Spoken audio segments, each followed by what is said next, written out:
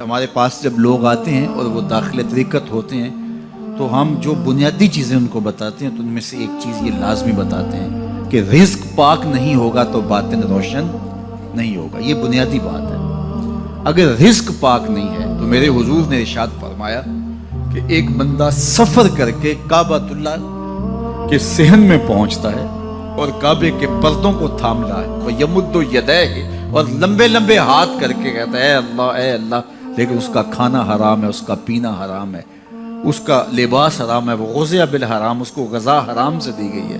میرے حضور نے فرمایا اس کی کوئی دعا قبول نہیں ہوگی. سفر کیا, جنگل پہاڑ کاٹے, سمندروں کو پاٹ کر کے آگے گیا, ہواؤں کے کلیجے چیر کے آگے بڑھا, مہینوں کی مسافتیں طے کر کے گیا اور کعبۃ اللہ کے سامنے کھڑا ہے, سین حرم میں مطاف میں کھڑا ہے, لیکن اس کا جسم حرام سے پلا ہے. اس نے جو پہنا ہے اس لباس کا تانا یا بانا حرام کا ہے, اس کو غذا حرام کی دی گئی ہے, اس نے پیا حرام کا ہے, اس نے کھایا حرام کا ہے.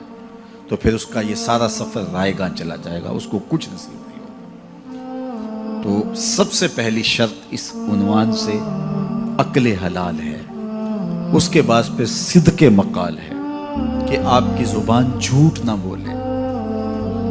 جب کوئی شخص جھوٹ بولتا ہے, روحانیات تو دور کی بات ہے, اللہ کے فرشتے اس سے 1 میل دور ہٹ جاتے ہیں. جب کوئی شخص جھوٹ بولتا ہے تو حدیث پاک میں آتا ہے اس کے منہ سے ایک خاص قسم کی بدبو نکلتی ہے. اس بدبو کو ہم نہیں سونگھ پاتے لیکن فرشتے سونگھ لیتے ہیں, چونکہ فرشتے انتہائی حساس مخلوق ہے اور وہ جھوٹ کی وجہ سے نکلنے والی بدبو کو سونگھتے ہیں. اللہ نے حضرت امام اعظم امام ابو حنیفہ رضی اللہ تعالیٰ عنہ کو یہ بصیرت عطا کی تھی اور یہ باطنی نظر بخشی تھی کہ جب کوئی شخص وضو کرتا تھا تو اس کے وضو کے پانی سے پہچان لیتے تھے کہ یہ کس گناہ کا مجرم ہے. جب بندہ وضو کرتا ہے تو وضو سے ہاتھوں کے گناہ جھڑتے ہیں, منہ کے گناہ جھڑتے ہیں, تو وہ وضو کے پانی سے اس بات کو محسوس کرتے تھے.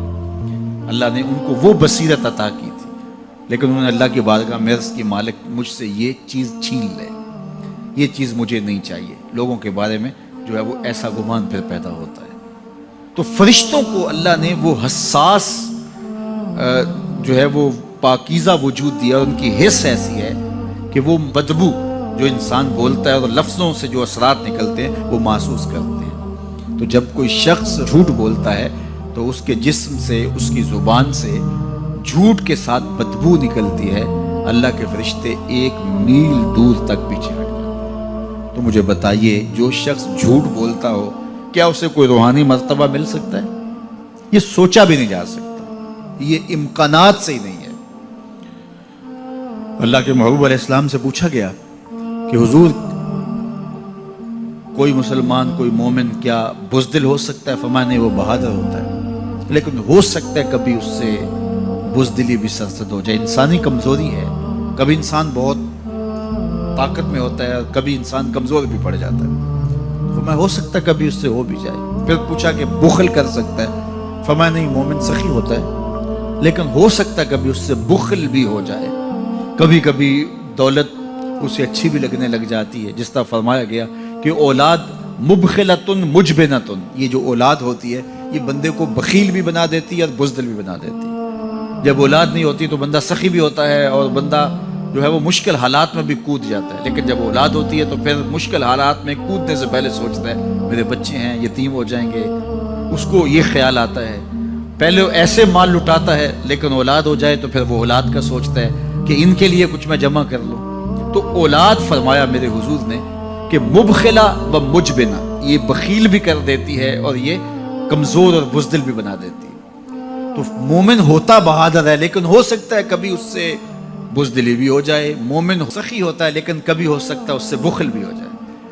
لیکن تیسرا سوال حضور سے پوچھا گیا کہ مومن جھوٹا ہو سکتا ہے؟ تو اس پہ 2 ٹوک کہا, نہیں جھوٹا نہیں ہو سکتا. یہ نہیں ہو سکتا کہ مومن ہو اور جھوٹا ہو, وہ سچ بولنے والا ہو.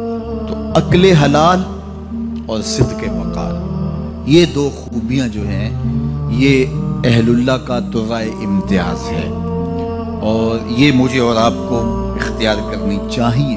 حضرت خلیل اللہ جب وادی غیر ذی زرع میں سیدہ ہاجرہ اور ان کے معصوم نونہال کو چھوڑ کر کے جانے لگے۔ ایسی وادی جہاں حیوانی وجود بھی نہیں تھا، نباتات بھی نہیں پائے جاتے تھے، پانی کا ایک قطرہ بھی دستیاب نہیں تھا، کالے سیاہ مہیب پہاڑ جیسے فولاد پگھلا کے ڈال دیا ہو، وہ وادی جہاں دن کو بھی خوف آئے، وہاں حضرت ہاجرہ نے راتیں بھی گزاری۔ کتنا دردناک لمحہ تھا جب سحری کا وقت ہوا، حضرت خلیل اللہ دعائیں دے کے رخصت ہونے لگے، حضرت ہاجرہ سلام اللہ نے آگے بڑھ کے اپنے شوہر نامدار کا دامن پکڑ لیا، تمسکت بعضیالہ، دامن پکڑ کے بولی میرے شوہر نامدار، اس مہیب وادی میں، اس پہاڑوں کے دامن میں جہاں دن کو بھی خوف آئے، نونہال معصوم کے ہمراہ مجھے چھوڑ کے کہاں جا رہے ہو؟ حضرت خلیل اللہ نے کوئی جواب نہیں دیا۔ پھر قدم اٹھایا تو زوجہ نے پھر دامن پکڑا، پھر وہی سوال، پھر کوئی جواب نہیں آیا۔ تیسری مرتبہ دامن پکڑا، خلیل اللہ کی جانب سے کوئی جواب نہیں آیا، تو خاتون خود بولی کیا اللہ کا حکم تو نہیں؟ تو حضرت خلیل اللہ نے کہا نعم، ہاں اسی کا حکم ہے۔ حضرت ہاجرہ نے دامن چھوڑ دیا، کہا جائیے، خیر سے جائیے، اگر اس کا حکم ہے وہ ہمیں ضائع نہیں ہونے دے گا۔ جہاں دن نہیں گزارے جا سکتے تھے پھر اس خاتون نے وہاں راتیں بھی کاٹی، وہ وادی جس میں وحشت بھی قدم رکھتی تھی ڈر ڈر کے، جہاں پھرتے تھے آوارہ تھپیڑے بادے سر سر کے، جہاں پر گھاس اگتی ہے، جہاں نہ پھول کھلتے ہیں، مگر وہ سرزمین ہے آسماں بھی جھک کے ملتے ہیں۔ اپنی پاک باز بیوی اور نونہال بیٹے کو چھوڑ کے حضرت خلیل اللہ دعائیں دے کے رخصت ہو گئے۔ تھوڑا سا توشہ تھا، 2-1 دن کے بعد ختم ہو گیا، پھر ماں کی چھاتی سے دودھ بھی خشک ہو گیا، نونہال پیاس سے تڑپنے لگا۔ ماں تو پھر ماں ہوتی ہے، تڑپتی ہوئی ممتا کا دل بے قرار ہوا۔ ایک پتھر کے سائے میں معصوم اسماعیل علیہ السلام کو لٹایا اور پانی کی تلاش میں جبل صفا پہ چڑھی، اطراف میں آسمانوں کی طرف دیکھا، کہیں کوئی پرندے اڑتے دکھائی دیں اور پانی کا نشان ملے اور میں وہاں سے بیٹے کے لیے 2 بوند لے آؤں، لیکن کچھ دکھائی نہیں دیا۔ تا حد نظر پھیلا ہوا آسمان ہی آسمان ہے اور پہاڑ ہی پہاڑ نیچے دکھائی دیتے ہیں۔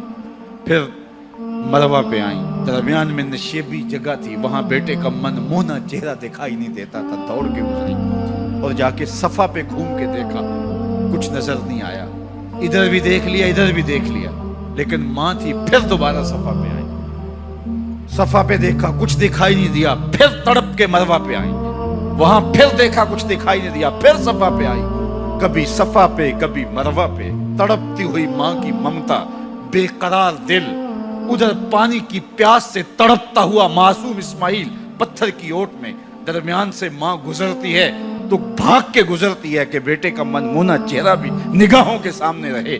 ذرا منظر تو دیکھو کتنا دل آویز ہے، اللہ اکبر، سینوں میں پتے پانی ہو جائیں، پتھر بھی ہو تو پگھل جائے اس زہرہ گداز داستان سے، لیکن اللہ پر توکل اور ماں کی بے قراریاں، کبھی صفا پہ کبھی مروہ پہ، زبان پہ شکایت نہیں ہے۔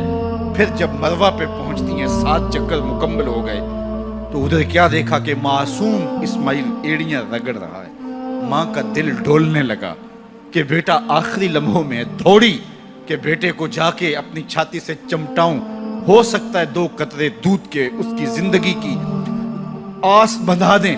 تو ماں دوڑتی ہوئی آئی، لیکن جب قریب آئی تو منظر بدلا ہوا تھا، معصوم کی ایڑیوں کے رگڑنے سے تازہ چشمہ پھوٹ رہا ہے، پانی ہے کہ بے قابو ہونا چاہ رہا ہے۔ آگے بڑھی، جلدی جلدی مٹی کی منڈھیری کرتے ہوئے کہا زم زم، رک جا رک جا، اللہ اکبر۔ ہاجرہ سلام اللہ علیہا نے حضرت اسماعیل کی محبت اور اپنے رب پر توکل کی انوکھی اور البیلی داستان رقم کی، کہا ہاجرہ تو نے بھی حد کر دی، لیکن قیامت تک تیری راہوں کو بھی جلوہ گاہ بنا دیں گے۔ یہاں نبی بھی دوڑیں گے، ولی بھی دوڑیں گے، غوث بھی دوڑیں گے، کتب اور ابدال بھی دوڑیں گے، شہنشاہ بھی دوڑیں گے، کج کلا بھی دوڑیں گے۔ یہ دوڑنا ہم عبادت بنا دیں گے، حتیٰ کہ امام الانبیاء بھی ان راہوں کی سائی کرتے رہے۔ عجیب رنگ، عجیب منظر اور عجیب کیف کا عالم۔ اچھا، یہاں رک کے ایک بات کرنا چاہوں گا، اگر آپ کی توجہ ہو، جہاں حضرت ہاجرہ دوڑی اور ان کے مبارک قدم وہاں لگے اور لگ کے ہٹ گئے، عارضی نسبت ہے، مستقل نسبت نہیں ہے۔ جہاں ان کے قدم لگ کے ہٹ گئے وہ جگہ تو جلوہ گاہ بن گئی، اور جہاں حضور خود جلوہ فرما ہیں وہ گنبد خضرا جلوہ گاہ کیوں نہیں ہو سکتا ہے؟ اب یہ پانی جہاں حضرت اسماعیل کے قدم لگے، یہ پانی دنیا کا عظیم ترین پانی ہے، اور پھر اس کا پروٹوکول یہ ہے، اس کو کھڑے ہو کے پیا جاتا ہے۔ یار یہاں بھی روک کے ایک بات کہہ دوں، حضرت اسماعیل کے قدموں کو چھونے والے پانی کا پروٹوکول ہے کہ اس کے لیے کھڑے ہو جائیں، اور حضرت اسماعیل مسجد اقصیٰ میں جس کے پیچھے کھڑے ہو کے نماز پڑھتے ہیں، اس امام کے لیے کھڑے ہو کے مصطفیٰ جان رحمت پہ لاکھوں سلام پڑھ لیں تو اس میں شرک کہاں سے آ جائے گا؟ تو یہ تکریم ہے، یہ عزت ہے اس پانی کی کہ اس نے حضرت ذبیح اللہ کے قدم چھوئے ہیں۔ تو یہ سارا حج اللہ اکبر ہمیں ہمارے ماضی سے جوڑتا ہے۔